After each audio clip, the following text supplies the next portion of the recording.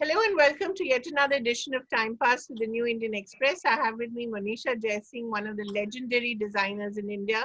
She's been around longer than we've had liberalization. That tells you how long she's been in the industry. She's seen it through, the days that it used to be a garage industry to the industry really that it's become now.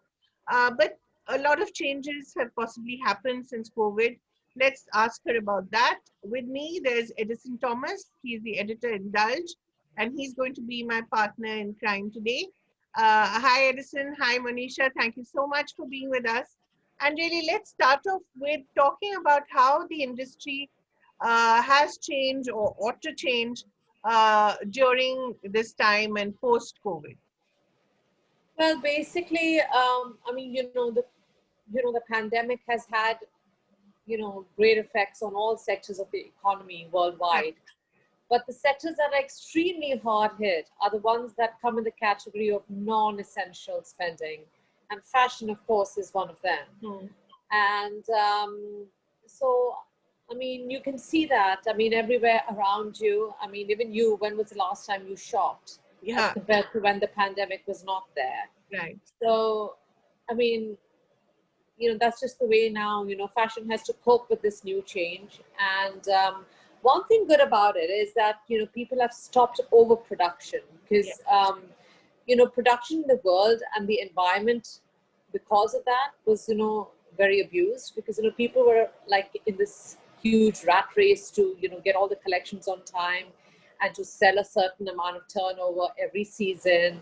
And, it was a huge rat race, run by countries all over. Basically all the producing countries and all the trading countries. And this led to overproduction and, of course, the environment being abused as well. Now, you won't see that happen. Now it will be production as per demand, not just overproducing for certain turnovers or, getting certain numbers in. And it's going to be more real, actually. Right. Monisha, in a way, it's taking us back to pre-liberalization, perhaps, and it's also taking us back to a very Indian way of living. This was the way of, frugal living, sustainable clothes, recycling clothes. That's how we grew up in a way, didn't we? Our saris weren't always just saris. They would become, washcloths, then they would become smaller washcloths and even smaller washcloths. So we're used to, or they were just handed down from generation to generation. So in a way, India, if you look at it, our textile and our fashion industry could be perhaps best place to make this adversity an opportunity. Do you think we can do that? And if so, how?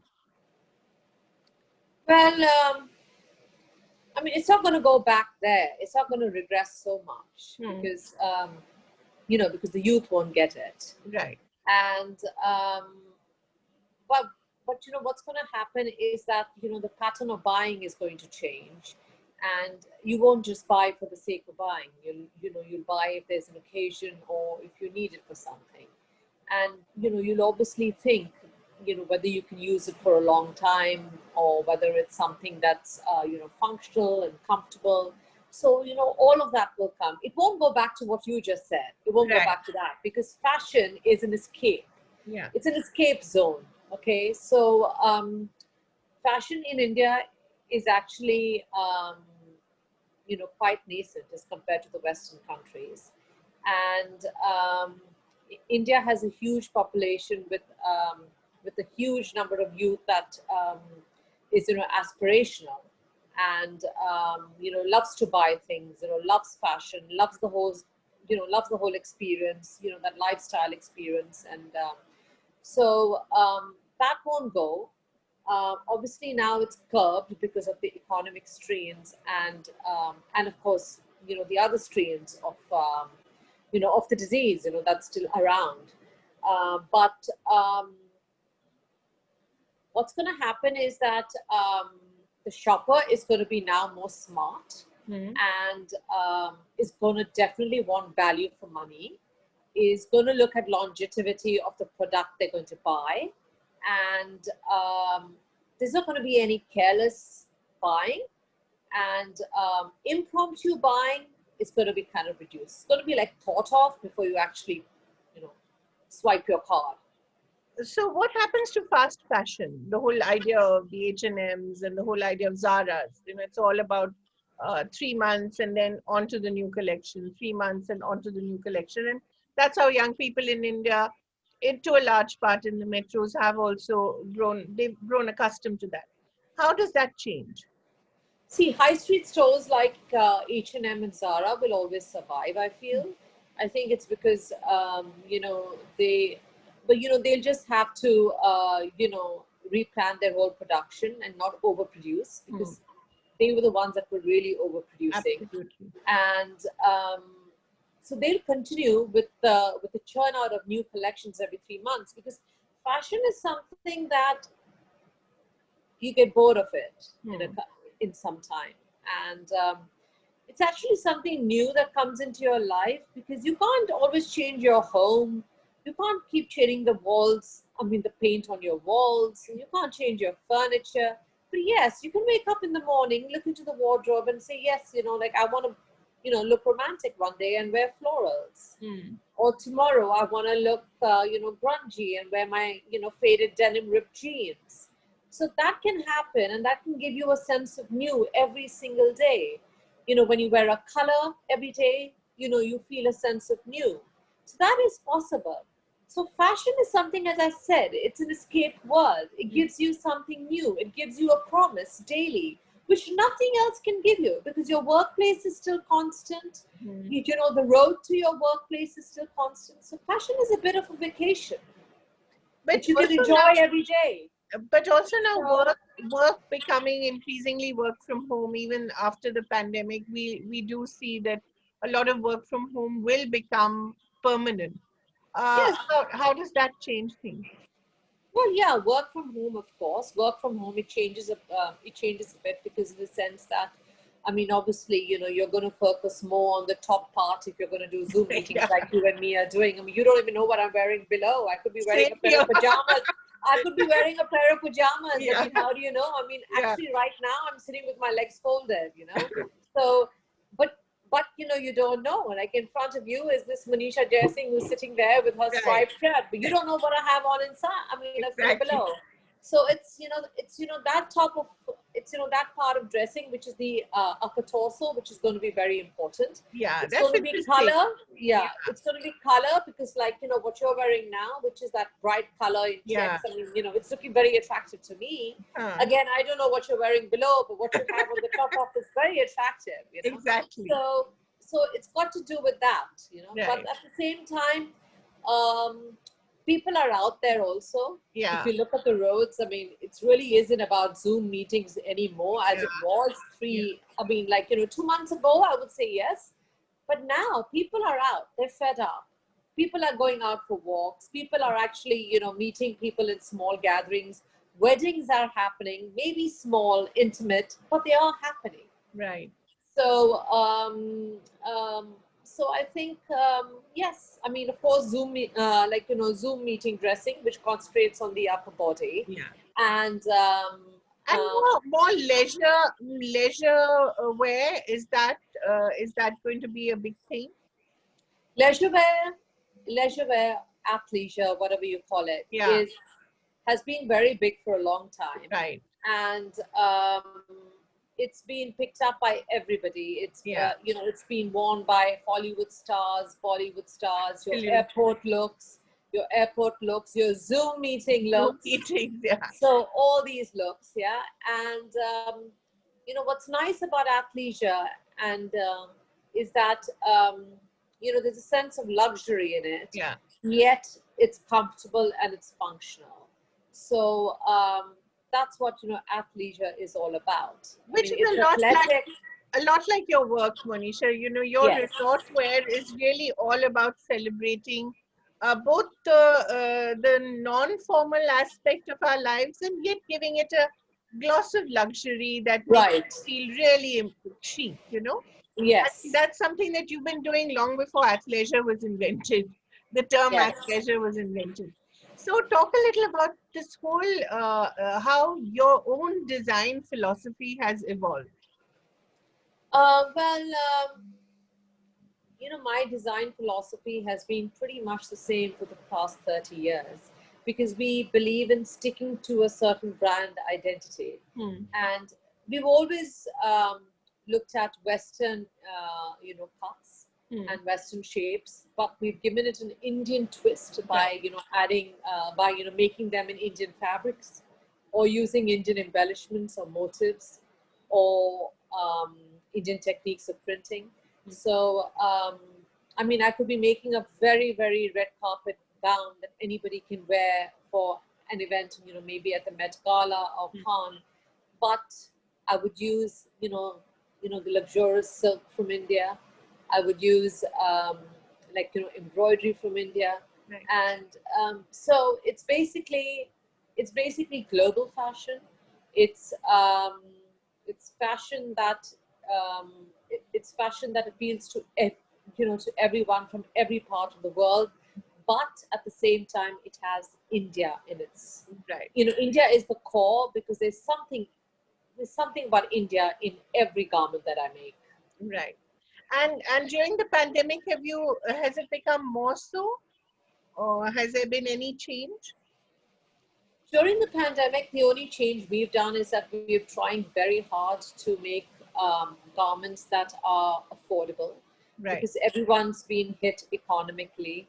Right. So we're making garments that are affordable, and we're also looking at safety during this time. So, we're making garments more functional. We're using fabrics that are more breathable, and something that doesn't need to go to the dry cleaner. You can wash at home.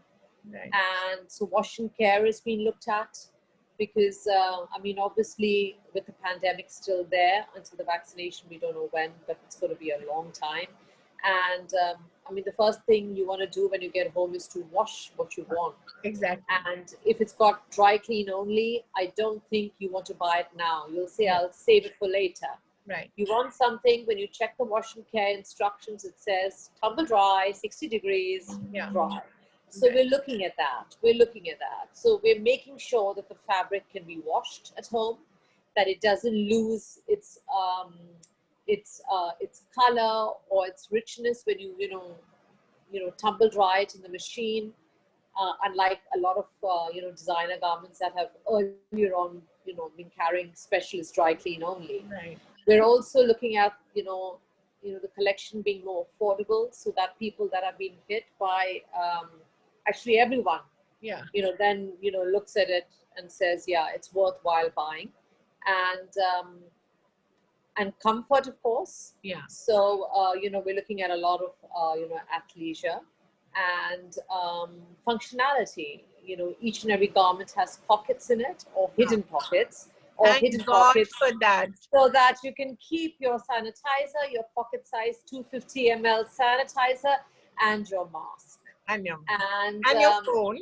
And your phone, yes, of course, and your phone. But the mask and pocket and the sanitizer, too, which is, which are accessories now as important as the phone is. Right. And, you want to step in a bit, and then I want to. Monisha, I'm very curious to know. India as a country, we've had so many fashion weeks, and with this pandemic, it's all going to be affected. Is that going to change the way we move forward in fashion?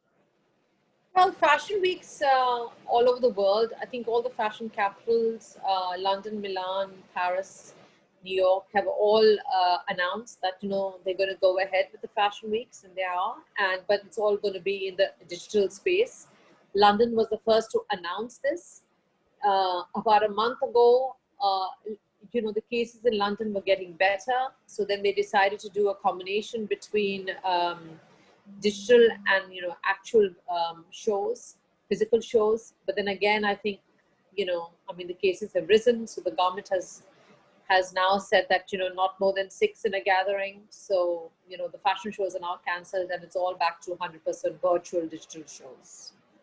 And in India also, FGCI is planning a similar thing. It was meant to be in August, but I think it's taking them a longer time to plan, so they moved it to November.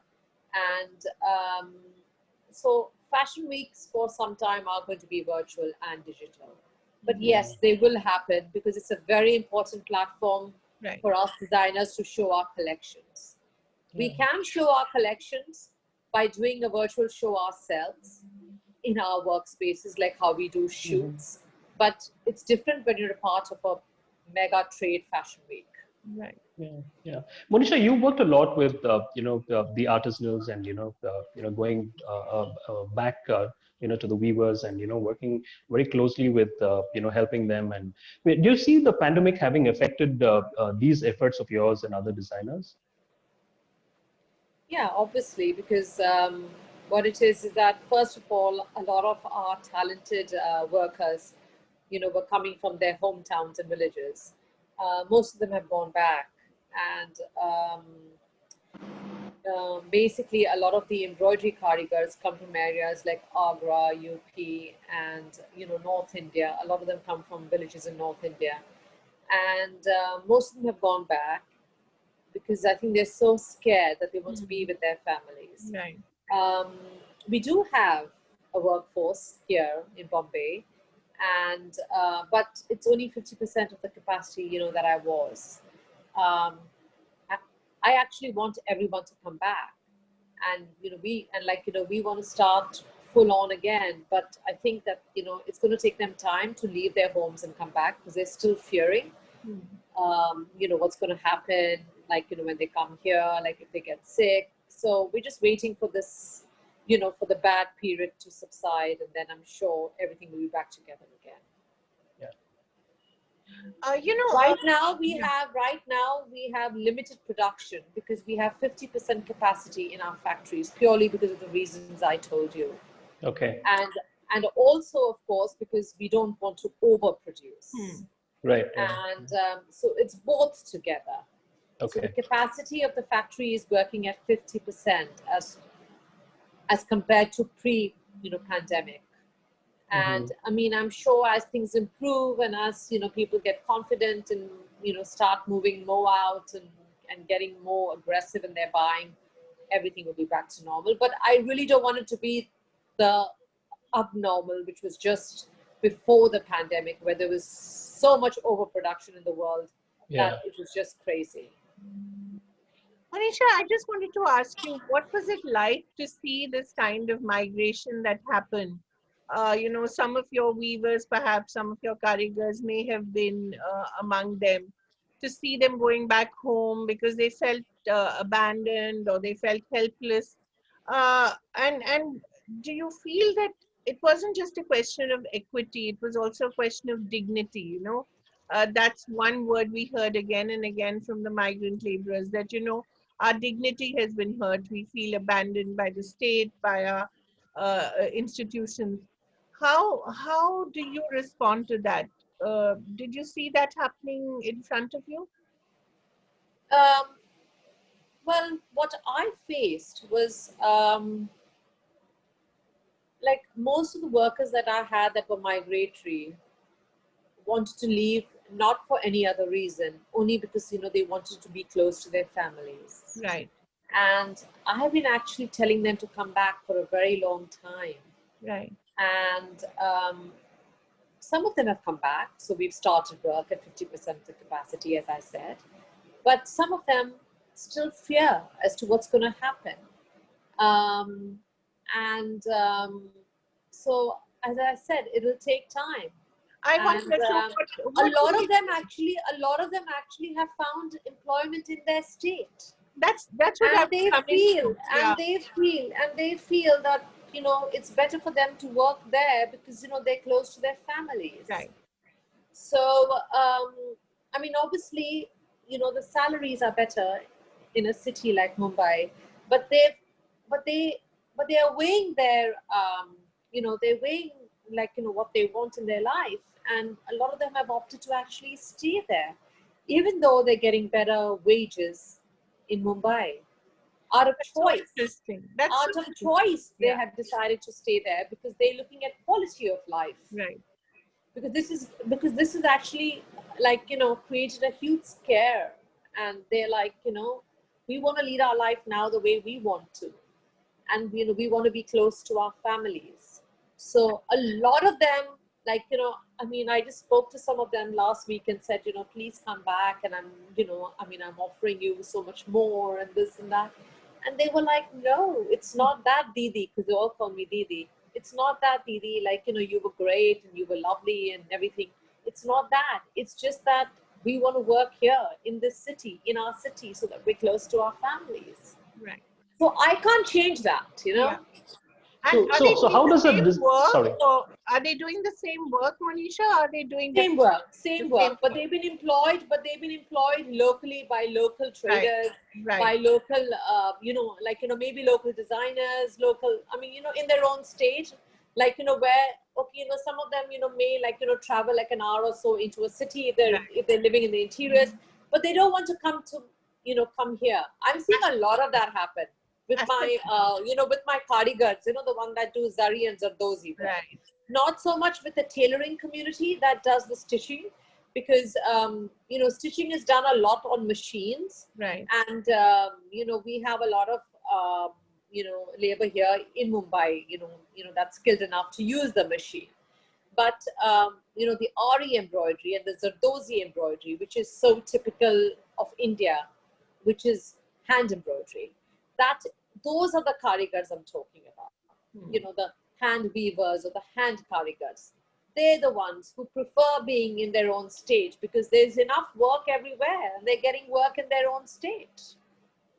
Fascinating. Edison, you were saying something. Yeah. While, I think that's a good thing that, the community, has work in their own state. But is there some way that, we should be able to maybe adapt to probably still use their skill sets? Is there a new normal that is evolving? Yes. So, that's what I'm doing. A couple of them have started their own little businesses, small businesses in their hometowns. And fantastic. I'm giving them, and I've started giving them job work. Right. Oh, that's And, great. Yeah. and, we have great, courier companies that deliver within a day. And I've started that. So while my own capacity of in the factory is only 50%, the production we are increasing by giving job work to our ex-workers who have now migrated to their villages and have started their own businesses. So that's really quite wonderful, the way things are changing even as we speak. Right. Do you see a lot of crafts that were perhaps on the verge of dying out, which could be resuscitated using this model? Yes, of course. Of course. I think if we support the karigar and tell him, and tell him that we'll give him a certain amount of business every year, I think he'd be very comfortable to start his own small little factory, like a cottage industry, wherever he is. And, it'll be very good for him, because he'll be in his hometown and he'll actually be, freelancing for you and for so many other people. Right. And then he will grow. Yeah. Monisha, I wanted to talk a little about standardization as well, because I think that's one of the banes of Indian fashion. And as we grow more and more online, I think we need to have more standardization in place. So are we now at a position where our standardization systems are, equipped to deal with the kind of online demand that is possibly only going to rise now?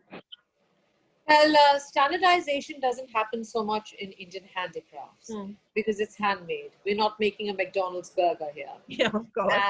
And so basically, because it's handmade and it's going to be, there's going to be some discrepancy in each and every, in that space. But according to me, that only adds to the beauty of the garment. Right. It makes it more one of a kind. Right. And basically, standardization in an Indian handicraft product is tough, and I don't think we should really pay attention to achieve that, because I think that that little bit of difference only adds to the beauty of the product. Whereas if you're going to make ready-to-wear products that are just going to come out of the machine, yes, India needs to focus on getting the standardization right. But we still don't have that in place, do we? And do you see young people moving more towards buying online rather than actual physical store shopping? I think everyone is buying online. The young, the old, and even the grandmoms are now buying online. Yeah, even me. Because, yeah, but well, you're young, so you come in that. But I see online buying across all generations, and I see this is the way. This is going to be the way ahead. I mean, brands will opt for maybe a couple of flagship stores in some of the big cities, just for the experience of the brand, just so that you can go there, touch, feel, and understand the brand philosophy. But a lot of the buying is going to be happening online. I mean, ever since we've opened our store post the pandemic on July 20th, we've had people walk in, yes, with masks and, with all the safety measures. They've come just to feel and touch and to feel the brand. Right. And then they've told us, listen, we love it. We love the new collection. Can we go home and buy it online? Right. But the brides will still want you around, won't they, Monisha? A lot of the brides and the families would want special attention. Oh, yes.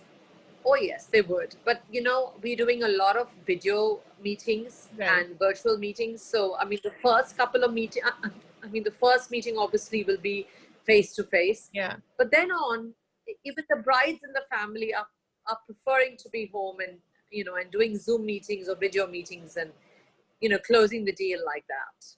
How is bridal fashion going to change? Is it still going to be so ostentatious or less so? Well, a lot of the weddings have been postponed, and but a lot of the weddings are still happening, and small intimate gatherings. So then, obviously, not the big fat Indian wedding, and the bride is again looking at comfort and functional, and she's looking at just that at that one garment because it's only that one function. Exactly. So I mean, it's a new kind of wedding happening there. Right. I wonder how it will be. It won't be the same kind of wedding that we've had so far. It will be fewer people, maybe fewer functions, and just intimate gatherings, fewer people. Yeah. So, the way I see weddings, in the recent past that I've seen, they're more of a visual experience. Everybody's out there for that picture, that one picture that they need to get, and things like that. So, does that change things for a designer? I mean, is that more effort to get that whole look? Yeah, I'll tell you. We have. There was a wedding we designed for now recently, which was a small time wedding. I mean, a small gathering. Sorry, not small time. I mean, it was a small gathering, very intimate gathering. What I saw is that a lot of the attendees at that wedding wanted to make a statement, just because just because they've not been out for so long. So that just purely because of that. Right. Like normally in your day-to-day life, you're like, oh, I've got so many invites. I'm so fed up. I don't want to get my hair done. I just want to wear my jeans and something and go and attend the wedding and finish. Now it's the complete opposite. My God, I've been sitting in those dirty track pants for months and I'm called for this wedding. I'm going to go all out. Right. So we had a lot of attendees come for this one particular wedding and said, listen, there are only 12 people at the wedding, but we've not been out for the longest of time. So we want to look our very best. Right. So a lot of them want to go back looking their very best because they've just been sitting in their lounge clothes. So, and was it a particular look or was it just, was it Indian? Was it Western? No, it was like a fusion and, but they just wanted to look their best and they wanted to go all out. I mean, the pandemic wasn't stopping them from, they wanted to be bolder. Dressing up, yeah. Yeah. It's only because, it's that comeback, Do you think the luxury industry as a whole globally will take a hit? Well, it has taken the hit. The handbags, the cars, I mean. It has taken the hit. How much of that course it can you buy anymore? No, of course, it has taken a hit. I mean, I've heard that Chanel has stopped production of their handbags. Right. So, of course, it's taken a hit because I mean, all the production places have, have suffered, and a lot of the accessories were coming from China. Yes. And so there's everyone's taken a hit. Luxury, high street, everyone's taken a hit at some level. Is there a point where Indian luxury textiles can make use of this adversity? Make use of this? Adversity and sort of increase their demand globally. Is this a moment where Indian textiles, Indian luxury fashion can make more of a mark globally? Maybe the price may be a little higher, but the kind of quality that the world will get will be so different. No, I don't think so. No? I think that people are not really looking at spending a lot. And I feel that like when they get, I mean, they will look at buying essentials or for an event. So if, of course, they need to go to an Indian event that requires them to wear an Indian textile, yes, they'll go for that. But if they want to, if they have to attend like anything else, which, I mean, it's going to be like the need of the hour. Right. So it's not going to be just buying for the sake of collecting Indian textiles, or for the sake of collecting Hermes bags, or for the sake of collecting shoes. It's going to be buying for a purpose. So I don't think any luxury item, whether it's Indian textiles or handbags, are going to go really boom at this time. Let me look at that same question a little differently. Let's say, with all these global brands being hit and being affected with the pandemic, is this the time for the smaller artisan, the local artisan, to kind of step up and maybe with the help of designers, maybe with the help of retailers, can they kind of make inroads into such markets? Yes, of course they can. Globally, all designers, come to India for embroidery. And I think there's going to be even more people looking at India now. And because I feel that India is going to get a lot of work that, China used to. Because, China, of course, was the biggest production economy in the world. But I feel now India is going to get a lot of that. A lot of people are going to be more comfortable to produce out of India than they are going to be from China. And hand embroidery only happens in our country. So whether it's Gucci, Armani, or anyone, whoever makes their couture garments always comes to India. And this is going to increase even more. And so I think India is going to be the new big production economy where everyone is going to prosper, especially the artisans. Especially the artisans and the skilled people, and especially the people from from all our states, that are so talented in all the skills that they do. Do we need any reforms in that area? Are we equipped? Can people get access to them? Do we need any changes that need to be made? Yeah, they will be. I mean, I think small-term loans should be given to them, because if India is going to be looked as the next big production economy, I think we should look at lifting up the Karigar and making him into a small-time entrepreneur. And if he becomes a small-time entrepreneur, I think even we as designers will benefit, because things will be more streamlined, and we'll get deliveries on time, and we'll be able to plan our productions better. So it works. It just works for everybody in the trade. Right. And so I think if small-term loans are actually given to them to set up these small businesses, it would be a huge help. What about the textiles, the weaving of the textiles? Yeah, the same thing. Small time weavers should be also given that support. So that, see, basically, the minute they know it's their own business, then the chalta hai attitude kind of goes off, you know. And maybe then the standardization may also be better, because otherwise what happens, you know, you asked me earlier, why is you know, standardization such a huge problem? Because in India we have a chalta hai attitude. They think that, okay, they have so many hours of work, they have to be on the machine, do the work, and it's chalta hai.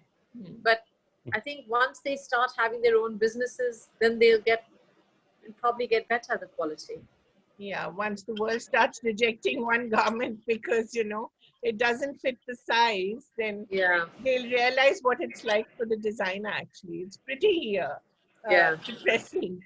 How have you seen the Indian woman change, Monisha, in what she chooses to wear, how she chooses to wear it, and the statement that she wants to make with the clothes that she wears? Um, Sorry, how does the Indian woman? How have you seen the Indian woman evolve? You know, over the years, the last 30 years, you've seen her quite closely in the way she's chosen her garments, in the way she's chosen how to dress at home, at work, at leisure. How has it all been put together, and how do you see her change? Well, I see the Indian woman has now become a global woman, and I don't think it's about being from India or being from a particular state in India. You know, if you just walk out there, you know, into your high street or just go anywhere, you'll see the youth walking around. I mean, you know, they're so trendy. You know, they may be shopping on fashion streets on the road, but they're getting it right. Okay, yeah. The reason they're getting it right, even the styling right. Yeah. I mean, you know, just look around. You know, you don't have to be from an affluential family that travels. Yeah. Even a girl who's never been outside the country and you know comes from a humble home, and she's shopping on fashion street, but she just gets it right. You know, she gets the right pair of sunglasses on. They could be for 100 rupees. Who cares? Yeah. You know, if she gets the right pair of jeans on, they could be for 200 rupees. Who cares? But that's what's happening in India. The youth is very aspirational. They are very aware of what's happening globally. Thanks to the internet, the world has become a small place. And, you know, they're watching everybody, you know, Hollywood stars, Bollywood stars, fashion worldwide. And the youth are getting it. And it really doesn't matter from which part of society you are. Right. What about the boys? Are the sometimes boys? Sometimes you see people from affluent families, they still haven't got it. But I mean, I go on the road and I see someone shopping on fashion street, and she could be from a very small home, but she's got it. Do you sometimes stop them and ask, hey, how did you put this thing together? Yeah, I do. And she's like, you know what? I mean, I've never ever left the country, whatever, but I just felt this looked good, and I've just been training myself on the internet. That's so you see a lot of that happening in our country with the youth. And that's why I feel India is going to be huge on fashion. Not only are we going to churn the maximum number of fashion designers, we're going to be the production capital of the world. Right. No more China. Yeah. What about the boys? Have they been left behind in the fashion race, or are they pretty much on point as well? What, the men in the country? Yeah. Well, the young men in the country have got on the wave. The older ones, I think, are just set where they are, which is fine. We're looking at the youth, actually. Yeah, it goes for both. It goes for both, the boys and the girls. Right. They're both clued on. Yeah. So, so as a designer, where does this inspiration come from? From the street, from the world, from your travel? It comes from everywhere. It comes from you. It comes from me within. It comes from the trees. It comes from the ocean. It comes from world cultures. It comes from pandemics. Oh my God. Whoever thought that a pandemic could be inspirational? But yes, it is. Yeah. It inspires people to think. Right. It inspires people to think towards sustainability. It inspires people to think towards affordability. It inspires people to think towards functionality, comfort. So there you go. The pandemic itself is an inspiration. Right. Right. So everything around you, basically. Right. Is there? I think one of the biggest tragedies of the pandemic, tragic for fashion is what you mentioned earlier, Monisha. Is that I see a lot of Charlie Sheens, from 2.5 Men around, people wearing formal and semi-formal shirts and boxers below. I hope you as a designer have some cure for this. Yes. You do see a lot of that. You do. Yeah. I have a personal question. I mean, you have created some of the most glamorous outfits for some of the most glamorous people in the world. Yet, you are very minimalistic in in your outfits. So, what is the philosophy behind this? Well, I'm minimalistic because I'm working in the factory all the time. And I consider myself the labor class. And so we're seamstresses and we make. So we just wear our work clothes on. And